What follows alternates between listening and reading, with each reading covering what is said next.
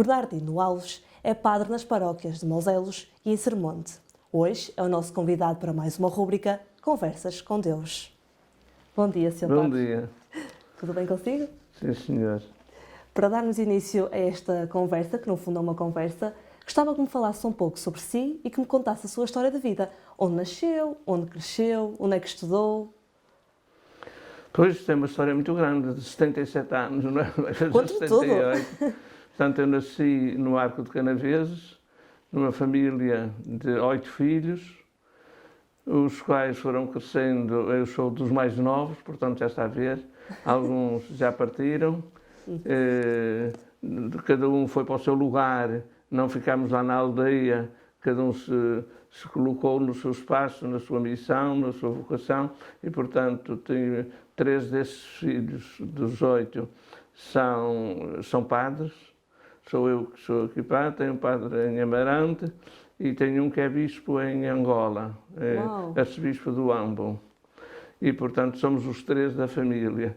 Depois os outros tiraram os seus cursos, constituíram família, não muito numerosa, porque alguns não casaram, e por esses 3 sobretudo, não é? E alguns outros, e, portanto, aí cresci e fiz o colégio, e depois eu particularmente vim para o Porto estudar e então decidi ir para professor primário. Na altura dizia-se professor primário de ensino básico, porque eu sempre gostei muito de crianças e, portanto, sempre estava ali muito ligado à minha escola, que eu dava aulas aos miúdos, era da zona do Barredo, São Nicolau Sé, portanto aquela zona degradada, e aí mergulhei muito no trabalho com aqueles miúdos que estavam fora, que não iam às aulas, que vinham cheios de fome, portanto, miúdos que refletiam a problemática social daquela zona do Barredo e de Miragaia, que depois houve aquela transformação toda habitacional e, portanto, as coisas mudaram completamente nos apoios sociais, nas instituições, aquilo houve uma transformação muito grande ali naquela zona. Depois, lá continuei, até que, quando estava a terminar o magistério, portanto, a escola do magistério primário, portanto, estava a terminar, surgiu a questão da vocação, num trabalho de jovens que havia ali junto do Bonfim. Eu ia trabalhar, estava num grupo de jovens, ao mesmo tempo que estava a estudar, e depois íamos visitar aquelas ilhas pobres ali do Bonfim, Campanhá, e da zona de Campanhá. E aí nasceu, por assim dizer, a minha vocação. E nasceu no meio dos miúdos, no meio da escola, no meio dos meios mais degradados, e então isso levou-me a pôr a questão da vocação. Naquela altura tinha 21 anos e decidi ir para o seminário. Decidi fazer teologia, estudar, adaptámos as matérias do que eu já tinha e a partir daí então avancei e a certa altura da minha teologia fui estagiar. Havia sempre um estágio de 1 ano e nesse estágio aprofundei muito mais a minha ligação àquele meio e àquelas crianças. E então, quando terminei o curso, pedi ao Sr. Bispo, Dom António Freire Gomes, na altura, Dom Armindo e depois Dom António, para me deixar ficar, para me colocar ali naquela zona do Barredo. E eles colocaram exatamente lá, na paróquia de Miragaia, e aí fiquei até que se decidiu avançar para uma experiência nova, que era os padres a viver em comunidade, e eu com mais 2 padres, fomos viver em comunidade. E então foi nessa altura, quando passámos a viver em comunidade, o que quer dizer que os padres tinham 3, 4 paróquias, em conjunto, viviam em conjunto, partilhavam em conjunto todo, e combinavam o trabalho em conjunto, etc. E, portanto, estávamos ali, viemos para aqui. Foi nesta zona, começou com Sampaio de Oleiros, Moselos, e depois alargou-se aqui. Aqui alargou-se porquê? Para Gaia. Porque encontrei este terreno, perdi-me aqui neste meio que andava à procura de uma colega de professora primária, que tinha sido professora primária comigo, andava à procura e perdi-me nesta zona, não consegui chegar cá. Porque tinham falado que estava aqui uma quinta à venda e tal.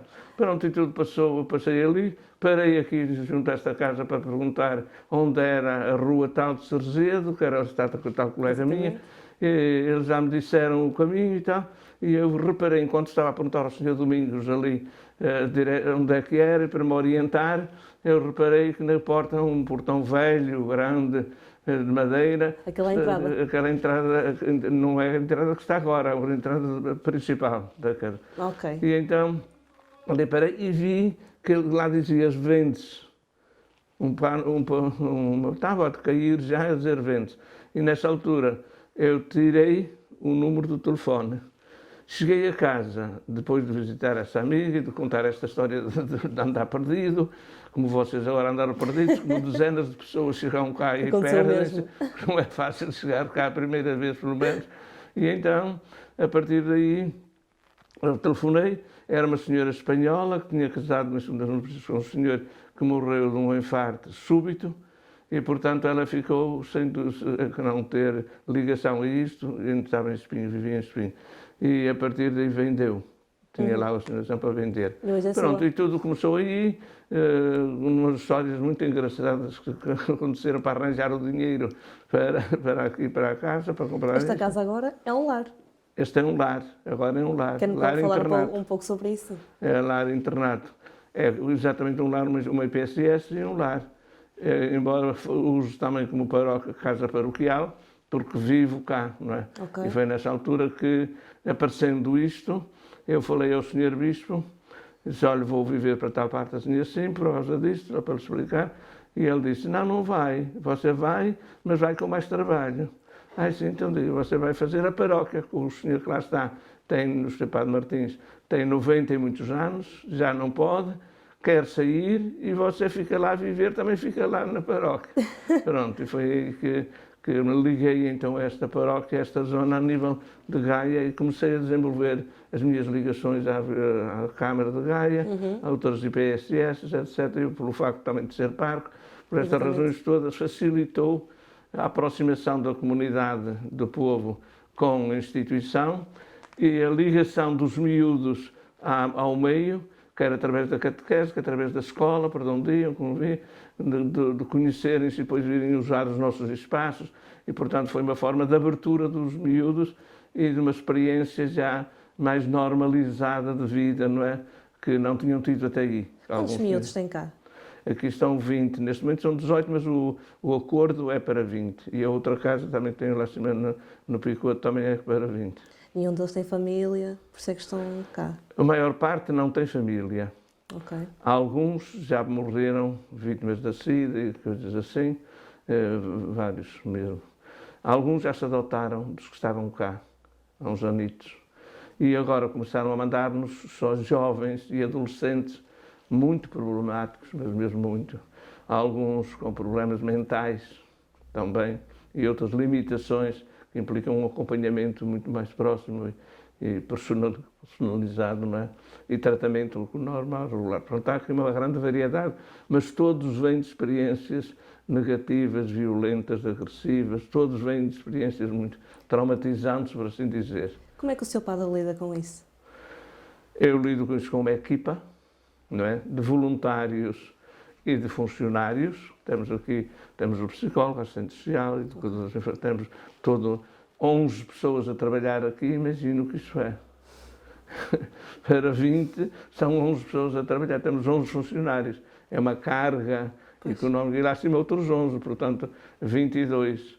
É uma carga muito grande. E as dificuldades que depois trouxeram a segurança social, a sua organização, a burocracia, são coisas complicadas, muito complicadas. Aquilo que nos cansa mais não é os miúdos, muito que nos cansem, que são violentos muitas vezes, pegam-se muito, agridem-se muito, alguns são mesmo violentos e um ou outro teremos que os mandar para um tratamento durante algum tempo, para depois ver-se como é que se vai encarar o problema do projeto de vida dele e do futuro dele. Porque todos estes miúdos, a grande interrogação é esta: que futuro?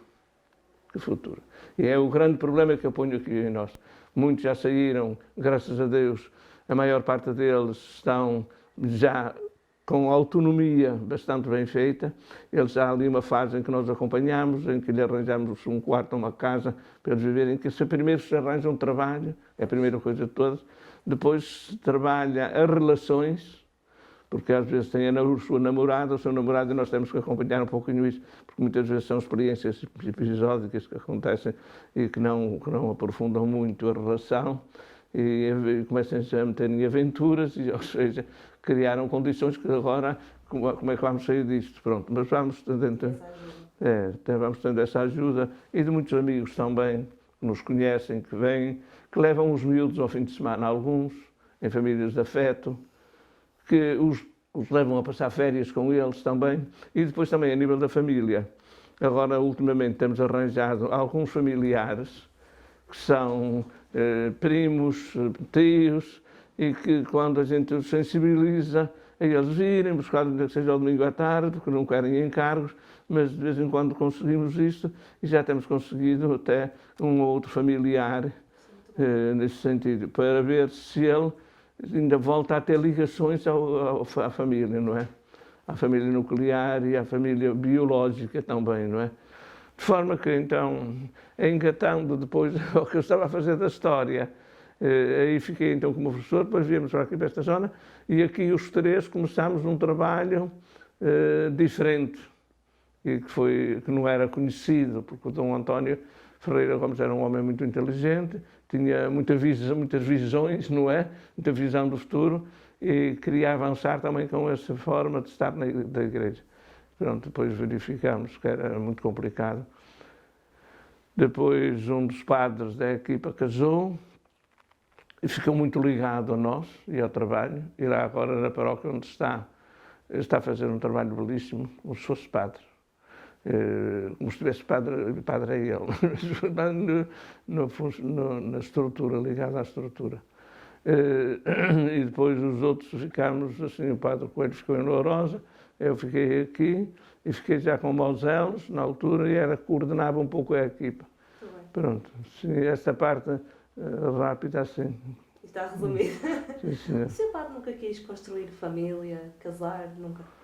Eu, quando estava na escola de magistério, antes do problema vocacional, pensava constituir família. E já tinha namoro, já namorava lá na escola de magistério com uma colega. E depois essa questão veio nessa mesma altura em que eu fui colocar diante do problema da vocação pela primeira vez, e isso fez tremer tudo. Pronto, nessa altura eu disse à minha colega que não ia continuar o namoro. Pronto, foi um sinferinho. Foi muito complicado, aquela separaçãozita. Depois, pronto, mas ela entendeu perfeitíssimamente. E depois, nisso tudo da minha vocação e do entrar para o seminário, teve uma mãe que foi uma mulher extraordinária. Era, mas foi nessa altura também, e no respeito pela minha liberdade e pela minha ajuda, foi uma coisa, um episódio, esta fase complicada, mas cheio de beleza também, cheio de riqueza também. Não acha que os pais deveriam casar-se e isso na mesma... Acho que é uma opção livre. Eu conheço muitos amigos meus que não são casados, vivem sós e que não são casados. Conheço muitas raparigas que vivem sós, que têm o seu apartamento, que têm a sua ligação à família e que fazem a sua vida sem dentro da estrutura do casamento. Conheço algumas que estão em modelos diferentes de casamento, de vida familiar, que são hoje muito variadas, não é? Muito variadas as formas de estar em conjunto, de constituir família e de viver o amor. Pronto, portanto, não me custa nada aceitar a questão. Há outros que, por outras razões, até gostariam de constituir família e de ser padres. Por exemplo, eu disse há bocado o nome de um padre que adorava continuar como padre, mas adorou mais um bocadinho de constituir família. E pronto. E agora trabalha como se fosse padre, só não faz certas coisas porque não é permitido, mas o Sr. Bispo sabe isso muito bem e faz um trabalho maravilhoso na paróquia onde está, com boas relações com os miúdos, por causa de ter problemas graves. O miúdo nasceu com limitações fortes e, portanto, é um problema muito grande que eu tenho. Problema não, é uma tarefa. O problema não é nenhum problema. As pessoas acolhem e aceitam as questões como elas são e procuram viver delas sem ser como uma tortura nem uma coisa negativa. Procuram vivê-la com criatividade e com acolhimento e com ternura, com amor. O amor, no fundo, é que é o fundamento de tudo. Faz o que quiser, ama e faz o que quiseres, diz Santo Agostinho. Ama e faz o que quiseres. Desde que ames, faz o que quiseres. Ou seja, a liberdade é fruto do amor, não é? E não é condenada. Hã? Não é condenável. Não é condenável nada, absolutamente, pelo contrário. Pelo contrário, muitos deixam o sacerdócio e seriam bons padres. E seriam bons padres. Mas é uma questão ainda complexa, porque é uma questão histórica, da tradição, da história. São muitos anos, são muitas razões diferentes que apresentam uns, que apresentam outros, não é? São muitas formas de viver a realidade, também de maneiras diferentes, da própria história da pessoa. Talvez daqui a 20 anos seja diferente. Espero que sim. Era como faltava, se ainda demorava 20 anos. Eu acho que vai ser mais cedo que 20 anos. Também acho que sim. Se vier um outro Francisco a seguir, as coisas avançam mais. O Francisco está a preparar o terreno, a tábua para o salto. É o que ele está a fazer. Ele está a fazer uma revolução no mundo todo e na Igreja, mas uma verdadeira revolução. E está a fazê-la sem grande barulho, para não agitar as massas.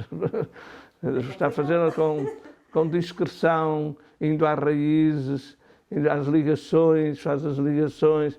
É um homem extraordinário, foi um dom da Igreja, que não foi só à Igreja, que foi ao mundo. Ao mundo. Este Papa, não é? É mesmo um homem extraordinário, que está a fazer uma mudança no mundo. Eu acho que sim. Uma mudança no mundo. Está. Sr. Padre, vamos fazer um jogo? Sim, diga. Eu vou-lhe fazer 3 perguntas. Cada pergunta tem 2 opções. O Sr. Padre escolhe uma opção e justifica. São perguntas assim muito difíceis. Está bem. Se é para assustar, eu não me assusto. Vá lá ver. Posso não corresponder ao que você queria, ao seu objetivo que você tinha por isso. Justifica, mas eu acho que vai conseguir. A primeira. Preferia ler a mente das pessoas ou ser eterno? Não percebi. Preferia ler a mente das pessoas ou ser eterno? Ou ser eterno. Ora bem, ler a mente das pessoas não me dá muito entusiasmo. Não gostava de saber. Gostava, mas acho que é uma questão mais de curiosidade. Porque acho que a pessoa é ela própria e é uma pessoa criativa, sempre em criação. Portanto, não me interessa muito controlar, interessa-me acompanhar, introduzir, aprender com essa forma. Ser eterno também, o amor é eterno. Vamos à segunda pergunta. Vamos lá.